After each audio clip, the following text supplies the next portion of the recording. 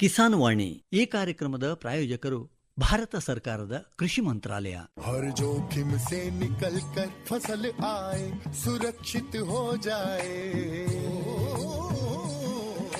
फसल बीमा से हर किसान अब आत्मनिर्भर हो जाए। संकट के समय प्रधानमंत्री फसल बीमा योजना किसानों के लिए वरदान है। अब सूखा पड़े या बाढ़ आ जाए कोई डर नहीं, अब ओले पड़े या कीट पतंगे फसल खा जाए कोई फिक्र नहीं, क्योंकि हमने लिया है प्रधानमंत्री फसल बीमा। बुआई से फसल कटाई तक हर जोखिम का दावा, न्यूनतम प्रीमियम पर अधिकतम भुगतान का वादा। योजना से हर साल जुड़ रहे हैं 5 करोड़ से ज्यादा किसान। अब आपकी है बारी। नजदीकी कृषि कार्यालय, सहकारी समिति, बैंक शाखा, अधिकृत बीमा कंपनी या जन सेवा केंद्र में स्वेच्छा से करा सकते हैं पंजीकरण। फसल बीमा पोर्टल या फसल बीमा ऐप द्वारा भी कराया जा सकता है पंजीकरण। प्रधानमंत्री फसल बीमा योजना, आपकी फसलों का संपूर्ण सुरक्षा कवच। कृषि एवं किसान कल्याण मंत्रालय, भारत सरकार। ಎಲ್ಲ ರೈತ ಬಾಂಧವರಿಗೂ ಆತ್ಮೀಯ ಸ್ವಾಗತ.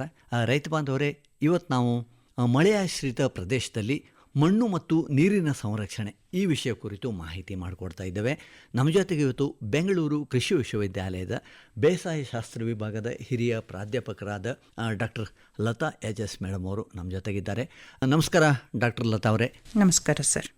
ಎಲ್ಲ ರೈತ ಬಾಂಧವರ ಪರವಾಗಿ ತಮಗೆ ಆಕಾಶವಾಣಿ ಬೆಂಗಳೂರಿಗೆ ಸ್ವಾಗತ. ಇನ್ನೊಮ್ಮೆ ನಮಗೆ ಇವತ್ತು ಮಳೆಯಾಶ್ರಿತ ಅಥವಾ ಖುಷ್ಕಿ ಬೇಸಾಯ ಅಂದ್ರೇನು, ಮಳೆಯಾಶ್ರಿತ ಪ್ರದೇಶಗಳ ಗುಣಲಕ್ಷಣಗಳು ಏನು, ಇದರಿಂದ ನಮ್ಮ ಮುಂದಿನ ಒಂದು ಮಣ್ಣಿನ ಸಂರಕ್ಷಣೆ ಆಗಲಿ ನೀರಿನ ಸಂರಕ್ಷಣೆ ಆಗಲಿ ಒಂದೊಂದಾಗಿ ಮಾಡಿಕೊಡಿ ಸರ್. ಮುಖ್ಯವಾಗಿ ಮಳೆ ಆಶ್ರಿತ ಅಥವಾ ಖುಷ್ಕಿ ಬೇಸಾಯ ಅಂತಂದರೆ ಮಳೆಯ ನೀರಿನ ಮೂಲ ಸರ್. ಯಾವುದೇ ಕೃಷಿ ಬೆಳೆಗಳನ್ನು ಬೆಳಿಬೇಕು ಅಂದರೆ ಮಳೆ ನೀರಿನಿಂದನೇ, ಬೇರೆ ಯಾವುದೇ ಸೋರ್ಸ್ ಆಫ್ ಇರಿಗೇಷನ್ ಇರೋದಿಲ್ಲ.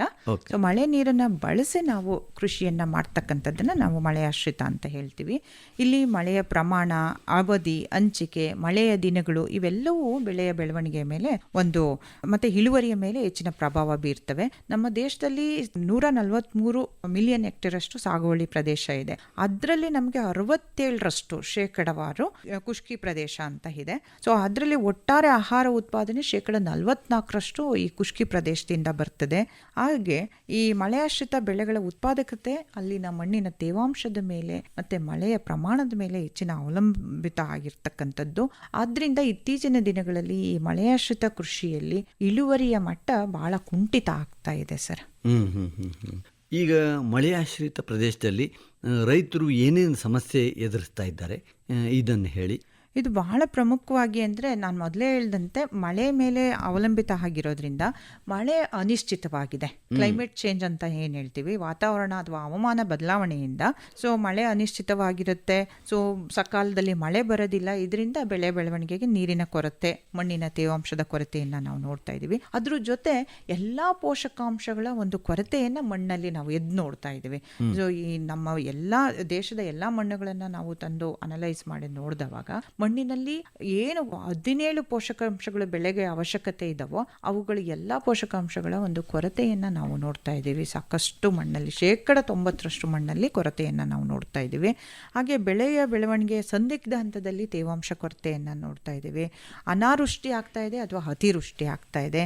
ಮಣ್ಣು ಮತ್ತು ನೀರಿನ ಅಸಮರ್ಪಕ ಬಳಕೆಯಿಂದ ಮಣ್ಣಿನ ಸವಕಳಿಯನ್ನು ನಾವು ನೋಡ್ತಾ ಇದ್ದೀವಿ. ಖುಷ್ಕಿ ಬೇಸಾಯಕ್ಕೆ ಸೂಕ್ತವಾದ ಬರ ನಿರೋಧಕ ತಳಿಗಳ ಒಂದು ಕೊರತೆ ಕಾಣ್ತಾ ಇದೆ. ಮಣ್ಣಿನ ಸಾವಯವ ಅಂಶ ಇದರಲ್ಲಿ ಬಹಳ ಕಡಿಮೆ ಆಗ್ತಾ ಇದೆ ಮಳೆ ಆಶ್ರಿತ ಒಂದು ಕೃಷಿಯಲ್ಲಿ. ಹಾಗೂ ಕಡಿಮೆ ನಿವ್ವಳ ಆದಾಯ ಬರ್ತಾ ಇದೆ. ಹಾಗೆ ಇಲ್ಲಿನ ರೈತರು ಏನು ಸಮಸ್ಯೆ ಅಂದರೆ ಸಾಲ ಸೌಲಭ್ಯಗಳು ಹೆಚ್ಚಾಗಿ ಸಿಗೋದಿಲ್ಲ ಸರ್. ಇಲ್ಲಿ ಅಂತ ಒಂದು ಸಮಸ್ಯೆಗಳನ್ನು ರೈತರು ಎದುರಿಸ್ತಾ ಇದ್ದಾರೆ ಸರ್. ಅಂದರೆ ಈಗ ಅದೇ ಅವರಿಗೆ ಮುಳುವಾಗ್ಬಿಡುತ್ತೆ. ಅವರಿಗೆ ಸಮಸ್ಯೆಗಳಿಂದ ತೋಚೋದಿಲ್ಲ. ಹೌದು, ಭೂಮಿ ಇರ್ತದೆ, ಹೌದು, ಆದರೆ ಅದಕ್ಕೆ ಏನು ಮೂಲ ಸೌಕರ್ಯ ಒದಗಿಸ್ಕೊಡಕ್ ಆಗ್ತಾ ಇಲ್ಲ. ಈಗ ನೋಡಿ ನಾರ್ತ್ ಕರ್ನಾಟಕದಲ್ಲಿ 200-300 ಎಕರೆ ಜಮೀನ್ ಇರುತ್ತೆ.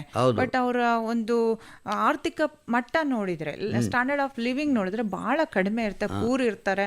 ಈ ತರ ಜಮೀನ್ 200 ಎಕರೆ ಇದ್ರೂ ಅಲ್ಲಿ ಇಳುವರಿ ಬಹಳ ಕಡಿಮೆ ಬಂದವಾಗ ಅವರ ಆರ್ಥಿಕ ಮಟ್ಟ ಇಳುವರಿ ಕಡಿಮೆ ಅನ್ನತಕ್ಕ ನೀರಿನ ಸೌಲಭ್ಯ ನೀರು ಇರೋದಿಲ್ಲ. ಹಾಗಾಗಿ ಇಳುವರಿ ಕಡಿಮೆ ಆಗುತ್ತೆ, ಏನು ಮಾಡಕ್ ಬರೋದಿಲ್ಲ ಅದಕ್ಕೆ. ಅದೇ ಈಗ ಅದಕ್ಕೂ ಕೂಡ ನೀವು ಕೃಷಿ ಹೊಂಡ ಹೌದು ಸರ್. ಇಂಥವೆಲ್ಲ ಪರ್ಯಾಯ ಮಾರ್ಗ ಹೌದು, ಮಾಡ್ಕೊಂಡ್ರೆ ನಮ್ಮ ಗೌರ್ಮೆಂಟ್ ಆಫ್ ಕರ್ನಾಟಕದಿಂದ ಕೃಷಿ ಹೊಂಡದ ಒಂದು ವ್ಯವಸ್ಥೆ ಇದೆ ಸರ್ ಮಳೆ ಆಶ್ರಿತ ರೈತರಿಗೆ. ಸೊ 1 ಎಕರೆಗೆ 250 ಘನ ಮೀಟರ್ ಅಷ್ಟು ಸಾಮರ್ಥ್ಯ ಇರ್ತಕ್ಕಂಥ ಕೃಷಿ ಹೊಂಡವನ್ನ ನಿರ್ಮಾಣ ಮಾಡ್ಕೊಳ್ಲಿಕ್ಕೆ ಅನುಕೂಲ ಇದೆ ಸರ್. ಅದೇ ಸರ್ಕಾರ ಕೂಡ ಅದಕ್ಕೆ ಯೋಜನೆ ಇದೆ, ತಮಗೂ ಕೂಡ ಸಹಾಯಧನ ಒದಗಿಸುತ್ತೆ. ಹೌದು ಹೌದು. ಅದ್ರ ಜೊತೆ ಕೃಷಿ ಹೊಂಡದ ಜೊತೆ ಕೃಷಿ ಹೊಂಡದ ಸುತ್ತ ಬೇಲಿ ವ್ಯವಸ್ಥೆ ಮಾಡ್ಕೋಬಹುದು ರೈತರು. ಕೂಡ ಅದು ಮಾಡ್ಕೊಳ್ತಾರೆ. ಹಾಗೆ ಅದಕ್ಕೂ ಕೂಡ ಡೀಸೆಲ್ ಪಂಪ್ ಸೆಟ್ ನ ಕೂಡ ಕೊಡ್ತಾ ಇದ್ದಾರೆ, ಅಥವಾ ಸೋಲಾರ್ ಪಂಪ್ ಸೆಟ್ ಕೂಡ ಕೊಡ್ತಾ ಇದ್ದಾರೆ. ರೈತರಿಗೆ ಕರೆಂಟಿನ ಅಭಾವ ಇದ್ದವಾಗ್ಲೂ ಕೂಡ ನಾವು ಈ ಸೋಲಾರ್ ನೀರೆತ್ತುವ ಯಂತ್ರಗಳನ್ನ ಅಡಾಪ್ಟ್ ಮಾಡ್ಕೊಂಡ್ರೆ ಅವರು ಬೆಳೆಗಳ ಸಂದಿಗ್ಧ ಹಂತದಲ್ಲಿ ನೀರು ನುಣಿಸಬಹುದು. ಅದೇ ಅದೇ ಆವಾಗ ಸ್ವಲ್ಪ ಅವ್ರದ್ದು ಆರ್ಥಿಕ ಪರಿಸ್ಥಿತಿಯನ್ನು ಕೂಡ ಸದೃಢ ಆಗುತ್ತೆ. ಹೌದು ಸರ್. ಇನ್ನೊಂದು, ದೇಶದ ಆಹಾರ ಉತ್ಪಾದನೆಯಲ್ಲಿ ಮಳೆಯಾಶ್ರಿತ ಪ್ರದೇಶಗಳ ಕೊಡುಗೆ ಎಷ್ಟು? ನಗಣ್ಯ ಅಂತದೆ. ನಗಣ್ಯ ಅಲ್ಲ ಸರ್, ಅದು ಹಂಗೆ ಹೇಳಕ್ ಆಗೋದಿಲ್ಲ. ಯಾಕೆಂದ್ರೆ ದೇಶದಲ್ಲಿ 67% ಭೂಮಿ, ಸಾಗುವಳಿ ಭೂಮಿ ಖುಷ್ಕಿ ಅಂತ ಹೇಳ್ತೀವಿ ನಾವು. ಅಂದ್ರೆ 40% ಜನಸಂಖ್ಯೆ ಈ ಖುಷ್ಕಿ ಬೇಸಾಯದಲ್ಲಿ ಅವಲಂಬಿತ ಆಗಿದ್ದಾರೆ. ಅದರಲ್ಲೂ ದ್ವಿದಳ ಧಾನ್ಯಗಳು 90% ದ್ವಿದಳ ಧಾನ್ಯಗಳ ಉತ್ಪಾದನೆ ಖುಷ್ಕಿಯಲ್ಲಾಗ್ತಾ ಇದೆ. ಹಾಗೆ 75% ಎಣ್ಣೆ ಕಾಳುಗಳು, ಮತ್ತೆ ಹತ್ತಿಯಲ್ಲಿ 70% ಅತಿ ಉತ್ಪಾದನೆ ಖುಷ್ಕಿ ಪ್ರದೇಶದಿಂದ ಜಾಸ್ತಿ ಕೊಡುಗೆ ಇದೆ. ಏನು ನೀರಾವರಿ ಕೃಷಿಯಲ್ಲಿ ನಮಗೆ ಈ ಜನಸಂಖ್ಯೆ ಆಹಾರ ಪೂರೈಕೆಗೆ ಎಷ್ಟು ಮಹತ್ವ ಇದೆಯೋ ಅದಕ್ಕಿಂತ ಹೆಚ್ಚಿನದಾಗಿ ನಾವು ಈ ಪ್ರಾಮುಖ್ಯತೆ ಕೊಡಬೇಕಾಗತ್ತೆ ಖುಷ್ಕಿ ಪ್ರದೇಶಕ್ಕೆ. ಯಾಕೆಂದ್ರೆ ಏರಿಯಾ ಜಾಸ್ತಿ ಇದೆ, 67% ಅಷ್ಟು ಏರಿಯಾ ಖುಷ್ಕಿ ಇರೋದ್ರಿಂದ ನಾವು ಹೆಚ್ಚಿನ ಪ್ರಾಮುಖ್ಯತೆಯನ್ನು ಕೊಡ್ಬೇಕು ಸರ್. ಹೆಚ್ಚಿನ ಪ್ರಾಮುಖ್ಯತೆ ಅಂದ್ರೆ ಈಗ ನೀವು ಹೇಳಿದಾಗೆ ಭೂಮಿಯನ್ನ ನೀರು ಪೂರೈಕೆ ಆಗ ಮಾಡ್ಕೋಬೇಕು, ನೀರಿನ ವ್ಯವಸ್ಥೆ ಕಲ್ಪಿಸ್ಕೋಬೇಕು, ಮೂಲಭೂತ ಸೌಕರ್ಯಗಳನ್ನ ನೀವು ಹೆಚ್ಚು ಮಾಡ್ಕೋಬೇಕು. ಹೀಗೆ ಮಾಡ್ಕೊಳ್ಳೋದ್ರಿಂದ ನೀವು ಪರ್ಯಾಯ ಬೆಳೆಗಳನ್ನ ಬೆಳೀತಾ ಹೋಗ್ಬೋದು. ಹೌದು ಸರ್, ಹೌದು. ಇದರಿಂದ ಏನಾಗುತ್ತೆ, ಪರ್ಯಾಯ ಬೆಳೆ ಅಂತ ಹೇಳಿದ್ರೆ ನೀವು ಅಂದ್ರೆ ಮಳೆಗೆ ತಕ್ಕಂತೆ, ಮಳೆ ಸಕಾಲದಲ್ಲಿ ಬಂದ್ರೆ ಯಾವ ಬೆಳೆ ಬೆಳ್ಕೋಬೇಕು, ಇಲ್ಲ ಕಾಂಟಿಂಜೆಂಟ್ ಕ್ರಾಪ್ ಅಂತ ಹೇಳ್ತೀವಿ, ಪರ್ಯಾಯ ಬೆಳೆ ವ್ಯವಸ್ಥೆಯನ್ನ ಅಡಾಪ್ಟ್ ಮಾಡ್ಕೋಬೇಕು. ತಡವಾಗಿ ಮುಂಗಾರು ಪ್ರಾರಂಭ ಆದವಾಗ ಅತಿ ಕಡಿಮೆ ಅವಧಿಯಲ್ಲಿ ಕಟಾವಿಗೆ ಬರ್ತಕ್ಕಂಥ ತಳಿಗಳನ್ನ, ಬೆಳೆಗಳನ್ನ ಆಯ್ಕೆ ಮಾಡ್ಕೋಬೇಕು. ಇನ್ನೊಂದು ಮತ್ತೆ ಈ ಇಂಟಿಗ್ರೇಟೆಡ್ ಫಾರ್ಮಿಂಗ್ ಅಂದ್ರೆ ಕೃಷಿಯೇತರ ಚಟುವಟಿಕೆಗಳಿಗೆ ನಾವು ಮಹತ್ವ ಕೊಡಬೇಕು. ಹೌದು. ಇದರಿಂದ ನಿಮ್ಗೆ ಏನು ನಿಮ್ಗೆ ನಿರೀಕ್ಷಿಸಿದ ಒಂದಿಷ್ಟು ಆದಾಯ ಬರುತ್ತೆ. ಉದಾಹರಣೆಗೆ ನಷ್ಟ ಆಯ್ತು ಅಂತ ನಮ್ಗೆ ಅಲ್ಲಿ ಭೂಮಿ ಬರ್ಡಿದ್ದಾಗ ನಿಮ್ಗೆ ಏನ್ ಮಾಡಕ್ಕಾಗೋದಿಲ್ಲ. ನೀವು ಬೇರೆ ನೀವು ವಿಚಾರ ಮಾಡಿ ಹೈನುಗಾರಿಕೆ ಮಾಡ್ಕೋಬೇಕು, ಅಥವಾ ಕೋಳಿ ಸಾಕಾಣಿಕೆ ಮಾಡಬಹುದು. ಹೌದು, ಎರೆ ಗೊಬ್ಬರ ಮಾಡ್ಕೋಬಹುದು, ಜೇನು ಕೃಷಿ ಮಾಡ್ಕೋಬಹುದು, ಕೋಳಿ ಸಾಕಾಣಿಕೆ, ಇಂಥವೆಲ್ಲ ಉಪಕಸಬುಗಳನ್ನ ಸಮಗ್ರ ಕೃಷಿ ಪದ್ಧತಿಯಲ್ಲಿ, ಅದ್ರಲ್ಲೂ ಮಳೆ ಆಶ್ರಿತ ರೈತರು ಮಾಡ್ಕೊಂಡವಾಗ ಅವರ ಒಂದು ಆದಾಯವನ್ನ ಸುಸ್ಥಿರವಾಗಿ, ನಿಮಗೆ 60% ಉತ್ಪನ್ನ ಈ ಒಂದು ಕೃಷಿ ಬೇಸಾಯದಲ್ಲಿ ಬರ್ತದಂದ್ರೆ ಇನ್ನೊಂದು 40% ಆದಾಯ ಆ ಕಡೆಯಿಂದ ಬರುವಂಗೆ ಮಾಡ್ಕೋಬೇಕು ಆಗುತ್ತೆ. ಇದು ಅನೇಕ ರೈತರು ಇದರಲ್ಲಿ ಮಾಡಿಕೊಂಡು ಯಶಸ್ಸು ಗಳಿಸ್ಕೊಂಡಿದ್ದಾರೆ. ಹೌದು ಸರ್, ಇದು ಸಮಗ್ರ ಕೃಷಿ ಪದ್ಧತಿಯನ್ನ ನಾವು ಅಡಾಪ್ಟ್ ಮಾಡ್ಕೊಂಡಾಗ ಈಗ ಮಳೆ ಆಶ್ರಿತ ರೈತರು ಕೂಡ ಒಂದು ತಮ್ಮ ಜಮೀನಲ್ಲಿ ತಕ್ಕ ಮಟ್ಟಿಗೆ ಒಂದು ಕೃಷಿ ಹೊಂಡವನ್ನ ಮಾಡಿಕೊಂಡು ಯಾವಾಗ ಬೆಳೆಗಳಿಗೆ ಸಂದಿಗ್ಧ ನೀರಿನ ಅವಶ್ಯಕತೆ ಇದೆಯೋ ಅಂತ ಸಮಯದಲ್ಲಿ 1 ಅಥವಾ 2 ರಕ್ಷಣಾತ್ಮಕ ನೀರಾವರಿಯನ್ನ ಕೊಟ್ಟು ಬೆಳೆಗಳ ಇಳುವರಿಯನ್ನ ನಾವು ಕಾಪಾಡ್ಕೋಬಹುದು. ಅದ್ರ ಜೊತೆಗೆ ಈ ಉಪಕಸುಬುಗಳು, ಹೈನುಗಾರಿಕೆ, ಕೋಳಿ ಸಾಕಾಣಿಕೆ ಅಂತ ಒಂದು ಉಪಕಸುಬುಗಳನ್ನ ಮಾಡ್ಕೊಂಡವಾಗ ಅಲ್ಲಿ ರೈತರ ಒಂದು ಆದಾಯ ಒಂದು ಸ್ಟೇಬಲ್ ಆಗ್ಲಿಕ್ಕೆ ಸಹಾಯ ಆಗತ್ತೆ ಸರ್. ಪರ್ಯಾಯ ತಮಗೆ ಈಗ ನೀವು ಆಕಳು, ಎಮ್ಮೆ ಇದು ಸಾಕೋದ್ರಿಂದ ನಿಮ್ಗೆ ಗೊಬ್ಬರ ನಿಮ್ಗೆ ಸಿಗುತ್ತೆ. ಹೌದು, ನಮಗೀಗ ನೋಡ್ತಾ ಇದೀವಿ, ಈಗ ಯೂರಿಯಾ ಗೊಬ್ಬರಕ್ಕೆ, DAP ಗೊಬ್ಬರಕ್ಕೆ ಎಷ್ಟು ಕ್ಯೂ ನಿಂತಿತ್ತು ಅಂತ ರೈತರು ನೋಡಿದ್ದಾರೆ. ಅಂದ್ರೆ ಇತ್ತೀಚಿನ ದಿನಗಳಲ್ಲಿ ಆತ್ಮನಿರ್ಭರ ಭಾರತವನ್ನ ನಾವು ಸೃಷ್ಟಿ ಮಾಡ್ಕೋಬೇಕಾಗತ್ತೆ. ಸೊ ಅಂದ್ರೆ ಹೊರಗಿಂದ ನಾವು ರಾಸಾಯನಿಕ ಗೊಬ್ಬರಗಳಿಗೆ ಹೆಚ್ಚು ಅವಲಂಬಿತ ಆಗಬಾರ್ದು. ನಾವಾಗೇನೆ ನಮ್ಮ ಮಣ್ಣಿನ ಒಂದು ಫಲವತ್ತತೆಯನ್ನ, ಮಣ್ಣಿನ ಆರೋಗ್ಯವನ್ನ ಸುಧಾರಣೆ ಮಾಡಬೇಕು ಅಂತ ಅಂದ್ರೆ ನಮಗೆ ಸಾವಯವ ಗೊಬ್ಬರವನ್ನ ಮಣ್ಣಿಗೆ ಸೇರಿಸಬೇಕು, ಅದು ಬಹಳ ಮುಖ್ಯ.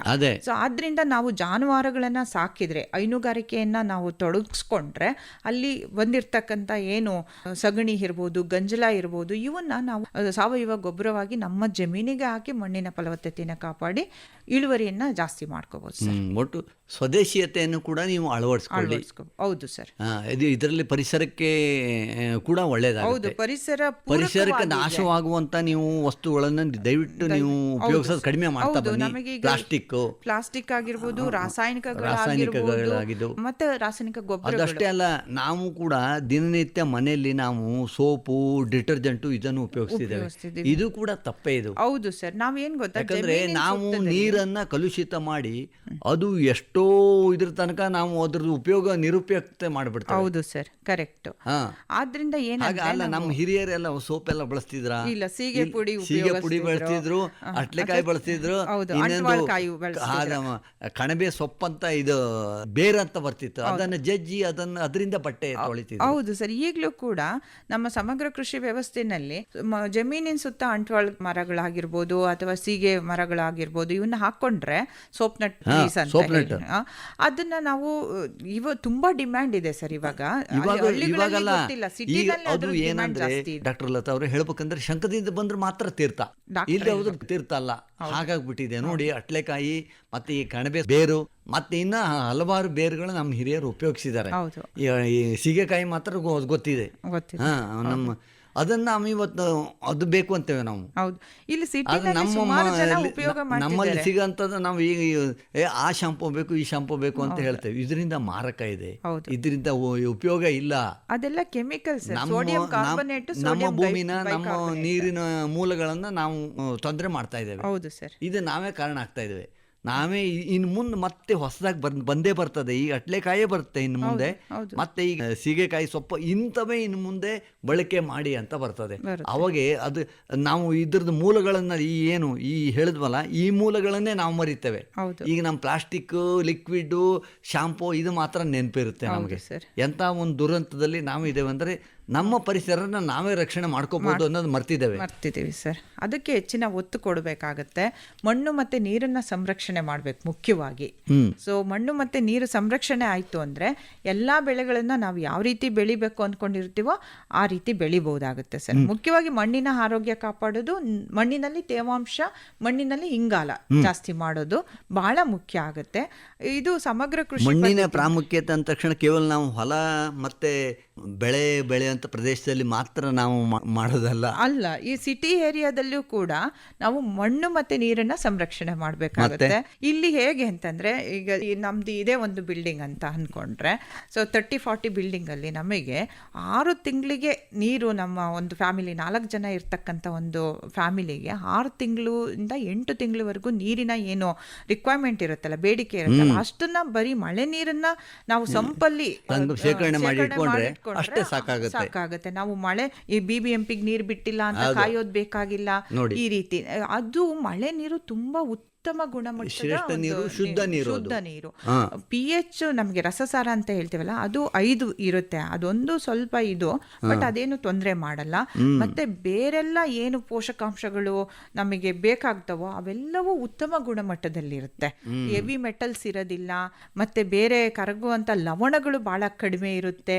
ಇವೆಲ್ಲವೂ ಕೂಡ ನಮಗೆ ಏನು ಆರೋಗ್ಯ ಮಾರಕವಾಗಿರ್ತವಲ್ಲ ಬೋರ್ವೆಲ್ ನೀರು, ಸೊ ಕ್ಲೋರೈಡ್ಸು, ಫ್ಲೂರೈಡ್ಸು, ಹೆವಿ ಮೆಟಲ್ಸು, ಅವೆಲ್ಲವೂ ಮಳೆ ನೀರಲ್ಲಿರೋದಿಲ್ಲ. ಶುದ್ಧವಾದ ನೀರು, ನಾವು ಅದನ್ನು ಬಳಕೆ ಮಾಡ್ಬೋದು. ಇದರಿಂದ ಕೂದಲು ಉದುರೋದಿಲ್ಲ, ನಮ್ಮ ಚರ್ಮದ ಕಾಂತಿ ಚೆನ್ನಾಗಾಗುತ್ತೆ.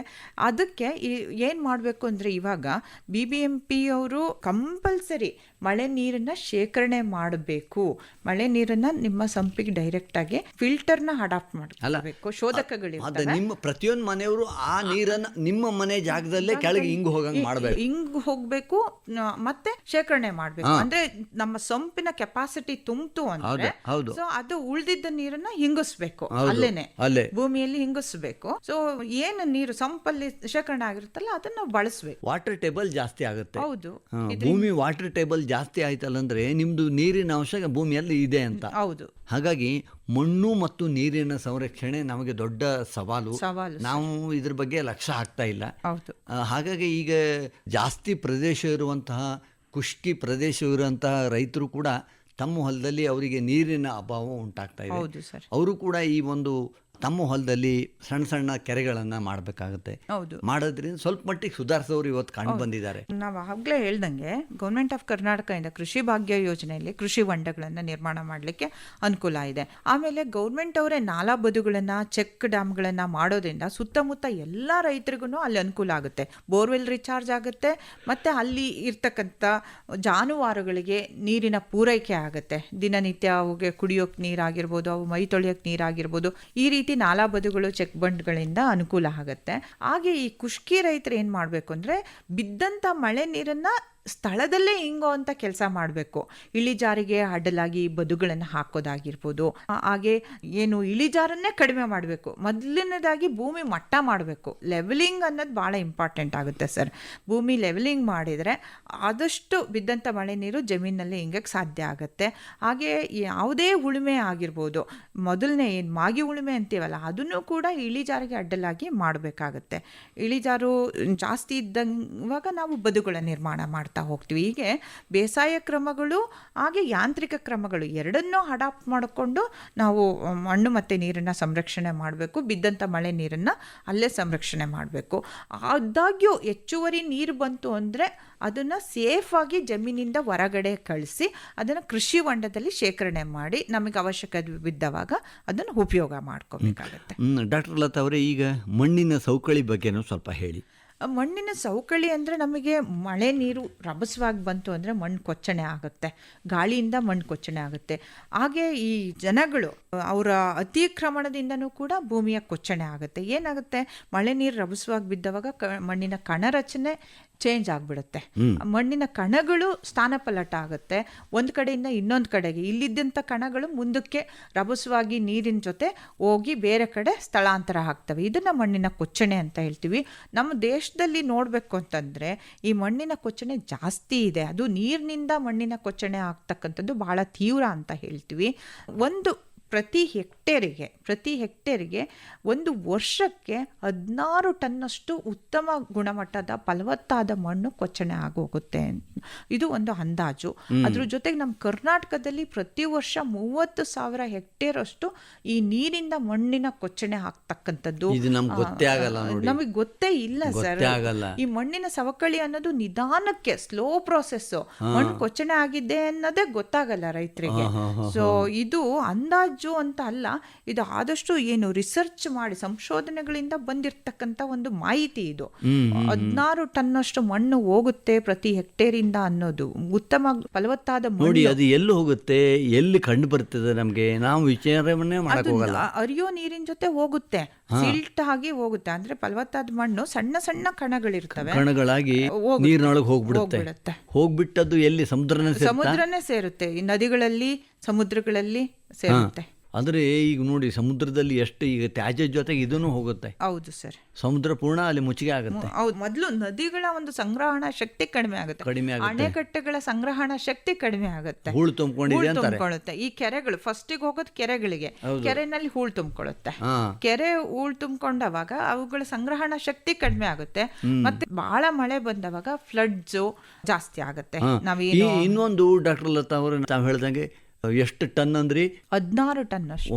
16 ಟನ್ ಅಷ್ಟು ನಿಮ್ದು ಏನು ಉತ್ತಮವಾದ ಮಣ್ಣು ಹರಿದು ಫಲವತ್ತಾದ ಮಣ್ಣು ಹೋಗ್ತದಂದ್ರೆ, ನೀವು ಆ ಫಲವತ್ತತೆ ಮಾಡ್ಕೊಳ್ಳಾಕೆ ನಿಮ್ಮ ಹೊಲಕ್ಕೆ ಎಷ್ಟು ಕಷ್ಟ ಪಟ್ಟಿದ್ರಿ? ಎಷ್ಟು ಕಷ್ಟ ಅಂದ್ರೆ ಸರ್, ಎಷ್ಟೆಲ್ಲ ಖರ್ಚು ಮಾಡಬೇಕು ಅದಕ್ಕೆ. ಮತ್ತೆ ಇಳುವರಿಯಲ್ಲಿ ನಷ್ಟ 140 kg ಅಷ್ಟು ಇಳುವರಿ ನಷ್ಟ ಆಗುತ್ತೆ ಪ್ರತಿ ವರ್ಷ ಪ್ರತಿ ಹೆಕ್ಟೇರಿಗೆ. ನೋಡಿ, 1.5 ಕ್ವಿಂಟಾಲ್ ಅಷ್ಟು ಈಲ್ಡ್ ಕಡಿಮೆ ಆಗುತ್ತೆ ಬಿಕಾಸ್ ಆಫ್ ಬರೀ ಮಣ್ಣು ಕೊಚ್ಚಣೆಯಿಂದ. ಮಣ್ಣು ಕೊಚ್ಚಣೆ, ಆ ಮಣ್ಣನ್ನು ಕೂಡ ನೀವು ಸಮಗ್ರವಾಗಿ ಫಲವತ್ತಾಗಿ ಮಾಡಿದವರು ನೀವೇ. ಹೌದು. ಮತ್ತೆ ಅದನ್ನು ಕೊಚ್ಚಣೆ ಮಾಡ್ತೀವಿ. ಯಾಕೆ ಅಂದ್ರೆ ಸರಿಯಾಗಿ ನಾವು ಮಣ್ಣನ್ನ ಅಂದ್ರೆ ಭೂಮಿಯನ್ನ ಮಟ್ಟ ಮಾಡಿರೋದಿಲ್ಲ, ಸರಿಯಾದ ಕ್ರಮದಲ್ಲಿ ಬದುಗಳನ್ನ ಹಾಕಿರೋದಿಲ್ಲ, ಬಿದ್ದಂತ ಮಳೆ ನೀರನ್ನ ಸ್ಥಳದಲ್ಲಿಯೇ ಹಿಂಗಿಸಿರೋದಿಲ್ಲ. ಇವೆಲ್ಲ ಕಾರಣದಿಂದ ಮಣ್ಣು ಕೊಚ್ಚಣೆ ಆಗುತ್ತೆ ಸರ್. ನೋಡಿ, ಇದು ನಮಗೆ ಪ್ರತಿಯೊಂದು ರೈತರಿಗೂ ಇದು ಉಂಟಾಗ್ತಾ ಇದೆ. ಹೌದು. ಮಾಗಿ ಉಳುಮೆ ಮಾಡೋದಿಲ್ಲ, ಆಳವಾಗಿ ಉಳುಮೆ ಮಾಡೋದಿಲ್ಲ. ಆಳವಾಗಿ ಉಳುಮೆ ಪ್ರತಿ 3 ವರ್ಷಕ್ಕೊಂದ್ಸರಿ ಖುಷ್ಕಿ ರೈತರು ಆಳವಾಗಿ ಉಳುಮೆ ಮಾಡೋದು ಬಹಳ ಮುಖ್ಯ ಆಗುತ್ತೆ. ಆಳವಾದ ಉಳುಮೆಯಿಂದ ನೀರು ಸಾಕಷ್ಟು ಭೂಮಿಯಲ್ಲಿ ಹಿಂಗಕ್ಕೆ ಅನುಕೂಲ ಆಗುತ್ತೆ. ಮತ್ತೆ ಇಲ್ಲಿಂದ ಮಣ್ಣು ಕೂಡ ಏನು ಫಲವತ್ತಾದ ಮಣ್ಣು ಕೂಡ ಭೂಮಿ ಒಳಗೆ ಹೋಗಿ ಅಲ್ಲಿ ಕುಂತ್ಕೊಂಡಿರುತ್ತೆ. ಹೌದು ಸರ್. ನೋಡಿ, ಇದ್ರ ಭೂಮಿಯಲ್ಲಿ ಮೂಲಕನೂ ಅಲ್ಲೇ ಅದೇ ನೀವು ಜಮೀನಲ್ಲೇ ಇರುತ್ತೆ. ನಿಮ್ಮ ಫಲವತ್ತತೆನೇ ನೀವು ರಕ್ಷಣೆ ಮಾಡ್ಕೊಂಡ್ರಿ ಅಂತ. ನೀವು ಉಳಿಲ್ಲ ಅಂದ್ರೆ ಮತ್ತದು ಕೊಚ್ಕೊಂಡು ಹೋಗ್ಬಿಡುತ್ತದು. ಹೌದು. ಇನ್ನು ಇದಕ್ಕೆ ಈ ಮಣ್ಣು ಮತ್ತು ನೀರಿನ ಸಂರಕ್ಷಣೆಗೆ ಯಾವುದಾದ್ರೂ ಸಿದ್ಧವಾದ ಸೂತ್ರ ಉಂಟಾ ಡಾಕ್ಟರ್ ಲತಾ ಅವರೇ? ಸಿದ್ಧವಾದ ಸೂತ್ರ ಅಂತ ಹೇಳಿದ್ರೆ ನಾವು ಯಾಂತ್ರಿಕ ಕ್ರಮಗಳು ಅಂತ ಹೇಳ್ತೀವಿ. ಇಳಿಜಾರಿಗೆ ಅಡ್ಡಲಾಗಿ ಬದುಗಳನ್ನ ಹಾಕ್ಲೇಬೇಕು ಸರ್. ಇಳಿಜಾರು ನಮಗೆ 2-6% ಅಂದ್ರೆ ಸಮಪಾತಳಿ ಬದುಗಳು ಅಂತ ಹೇಳ್ತೀವಿ. ಅದು ಮಳೆ ಕಡಿಮೆ ಇರ್ತಕ್ಕಂಥ 500-600 ಮಿಲಿಮೀಟರ್ ಮಳೆ ಇರ್ತಕ್ಕಂಥ ಪ್ರದೇಶಕ್ಕೆ. ಅದೇ ಮಳೆ ಪ್ರಮಾಣ ಸ್ವಲ್ಪ ಜಾಸ್ತಿ ಆಯ್ತು ಅಂತಂದ್ರೆ ಶ್ರೇಣೀಕೃತ ಬದುಗಳು ಅಂತ ಹೇಳ್ತೀವಿ, ಅವುಗಳು ನಿರ್ಮಾಣ ಮಾಡಬೇಕು. ಹಾಗೆ ಕಂದಕಗಳನ್ನು ಅಲ್ಲಲ್ಲೇ ಜಮೀನಿನಲ್ಲಿ ಪ್ರತಿಯೊಂದು 2-4 ಮೀಟ್ರಿಗೆ ಒಂದೊಂದು ಅಂತರದಲ್ಲಿ ಕಂದಕಗಳನ್ನು ಮಾಡ್ತಾ ಹೋದವಾಗ 2 ಅಡಿ ಉದ್ದ 1 ಅಡಿ ಅಗಲದ ಬಸಿಗುಂಡಿಗಳು ಅಂತ ಹೇಳ್ತೀವಿ. ಅಂದ್ರೆ ನೀರು ಅಲ್ಲೇ ನಿಂತ್ಕೊಂಡು ಹಿಂಗಕ್ಕೆ ಸಾಧ್ಯ ಆಗತ್ತೆ. ಹಾಗೆ ಜೈವಿಕ ಸಸ್ಯ ತಡೆಗಳು ಅಂತ ಹೇಳ್ತೀವಿ. ಇವನ್ ಮಾಡೋದ್ರಿಂದನೂ ಕೂಡ ನಮಗೆ ಮಣ್ಣು ಕೊಚ್ಚಣೆ ಆಗೋದು, ನೀರು ಹರಿದೋಗೋದು ತಪ್ಪಿಸ್ಬೋದು. ಅದ್ರ ಜೊತೆ ಮಾಗಿ ಉಳುಮೆ ಕಡ್ಡಾಯವಾಗಿ ಮಾಡಲೇಬೇಕಾಗುತ್ತೆ ಒಂದು ಬೆಳೆ ಕಟಾವು ಮಾಡಿದ ನಂತರ. ಆಮೇಲೆ ಇಳಿಜಾರಿಗೆ ಅಡ್ಡಲಾಗಿ ಎಲ್ಲಾ ಬೇಸಾಯ ಕ್ರಮಗಳನ್ನು ಮಾಡಬೇಕು ಇಳಿಜಾರು ಜಾಸ್ತಿ ಇತ್ತು ಅಂದರೆ. ಹಾಗೆ ಚೌಕಾಕಾರದ ಮಡಿಗಳು ಅಥವಾ ಆಯತಾಕಾರದ ಮಡಿಗಳನ್ನು ನಾವು ನಿರ್ಮಾಣ ಮಾಡಬೇಕಾಗತ್ತೆ. ಅಗಲ ತಳದ ಬದುಗಳನ್ನು ನಾವು ಮಾಡಬೇಕು. ಆಮೇಲೆ 2 ಬೆಳೆ ಸಾಲು, ಈಗ ತೊಗರಿ ಹಾಕಿರ್ತೀವಿ ಅಂದ್ಕೊಳ್ಳಿ, ತೊಗರಿಯ ಒಂದು ಅಂತರ ಮಿನಿಮಮ್ 60 ಸೆಂಟಿಮೀಟರ್ ಅಂದರೆ 2 ಅಡಿ ಇರುತ್ತೆ. ನಾವು 3 ಅಡಿ 4 ಅಡಿ ಹಿಂಗೆ ಬಿಟ್ಟಿರ್ತಾರೆ. ಸೊ ಅವು 2 ಸಾಲುಗಳ ಮಧ್ಯದಲ್ಲಿ ಒಂದು ದೋಣಿ ಸಾಲನ್ನ ಮಾಡೋದ್ರಿಂದ ಅಲ್ಲಿ ತೇವಾಂಶ ಸಂರಕ್ಷಣೆ ಆಗಲಿಕ್ಕೆ ಸಾಧ್ಯ ಆಗುತ್ತೆ. ಹಾಗೆ ಅಂತರ ಬೆಳೆಗಳನ್ನು ನಾವು ಬೆಳೆಯೋದ್ರಿಂದ ಮಣ್ಣು ಮತ್ತು ನೀರು ಸಂರಕ್ಷಣೆ ಮಾಡೋಕ್ಕೆ ಸಾಧ್ಯ ಆಗುತ್ತೆ ಸರ್. ಡಾಕ್ಟರ್ ಲತಾ ಮೇಡಮ್ ಅವರೇ, ಬರದ ಪರಿಸ್ಥಿತಿಯ ಸಂದರ್ಭದಲ್ಲಿ ನಮ್ಮ ರೈತರು ಖುಷ್ಕಿ ಬೇಸಾಯಕ್ಕೆ ಯಾವ ಥರ ಮಹತ್ವ ಕೊಡಬೇಕು? ಈ ಖುಷ್ಕಿ ಬೇಸಾಯದಿಂದ ಅವರು ಈಗ ಮಳೆ ಬರಲಿಲ್ಲ ಅನ್ನೋ ಒಂದು ವಾತಾವರಣ ಅವರಿಗೆ ಹೇಗೆ ನಿವಾರಣೆ ಆಗ್ಬೋದು? ಇದು ಬಹಳ ಮಹತ್ವದ ಪ್ರಶ್ನೆ ಸರ್. ಖುಷ್ಕಿ ಬೇಸಾಯದಲ್ಲಿ ಮುಖ್ಯವಾಗಿ ರೈತರು ಮಳೆಯನ್ನು ಆಧಾರವಾಗಿಟ್ಕೊಂಡು ಬೇಸಾಯ ಮಾಡ್ತಾರೆ ಅನ್ನೋದು ನಮ್ಗೆ ಗೊತ್ತು. ಆದರೆ ಮಳೆ ಬರಲಿಲ್ಲ, ಬರದ ವಾತಾವರಣ ಇದೆ ಅನ್ನೋದನ್ನು ಗೊತ್ತಾಗಬೇಕಂದ್ರೆ ಹವಾಮಾನ ಮುನ್ಸೂಚನೆಗಳನ್ನು ಅವರು ಖಂಡಿತವಾಗಿ ಫಾಲೋ ಮಾಡಲೇಬೇಕಾಗತ್ತೆ. ಅದರಲ್ಲಿ ಮುಖ್ಯವಾಗಿ ಕೃಷಿ ವಿಜ್ಞಾನ ಕೇಂದ್ರಗಳಿಂದ, ಕೃಷಿ ವಿಶ್ವವಿದ್ಯಾನಿಲಯಗಳಿಂದ ವಾರದಲ್ಲಿ 2 ದಿನ ಕೃಷಿಗೆ ಸಂಬಂಧಪಟ್ಟಂತೆ ಒಂದು ವಿಚಾರಗಳನ್ನು ನಾವು ಅಗ್ರೋ ಅಡ್ವೈಸರೀಸ್ ಅಂತ ಹೇಳ್ತೀವಿ, ಇವನ್ನು ಬಿಡುಗಡೆ ಮಾಡ್ತಾ ಇರ್ತಾರೆ. SMS ಮೂಲಕ ಹಾಗೆ ಮಾಹಿತಿಗಳನ್ನು ಕೊಡ್ತಾ ಹೋಗ್ತಾರೆ. ಸೊ ಈ ಮಾಹಿತಿಗಳನ್ನು ಆಧಾರವಾಗಿಟ್ಕೊಂಡು ಅವರು ಕೃಷಿಗೆ ಸಂಬಂಧಪಟ್ಟಂಥ ಕಾರ್ಯಚಟುವಟಿಕೆಗಳನ್ನ ಮಾಡಬೇಕಾಗತ್ತೆ. ಅದರಲ್ಲೂ ಮುಖ್ಯವಾಗಿ ಭೂಮಿ ಸಿದ್ಧತೆ ಸಕಾಲದಲ್ಲಿ ಆಗಬೇಕು. ಅಂದರೆ ಪೂರ್ವ ಮುಂಗಾರಿನಲ್ಲಿ ಬಿದ್ದಂಥ ಮಳೆ ನೀರನ್ನು ಉಪಯೋಗ ಮಾಡಿಕೊಂಡು ಭೂಮಿ ಸಿದ್ಧತೆ ಮಾಡಿಕೊಂಡು ಭೂಮಿಯನ್ನು ಆದಷ್ಟು ಬೇಗ ಸಿದ್ಧತೆ ಮಾಡಿ ಇಟ್ಕೋಬೇಕಾಗತ್ತೆ.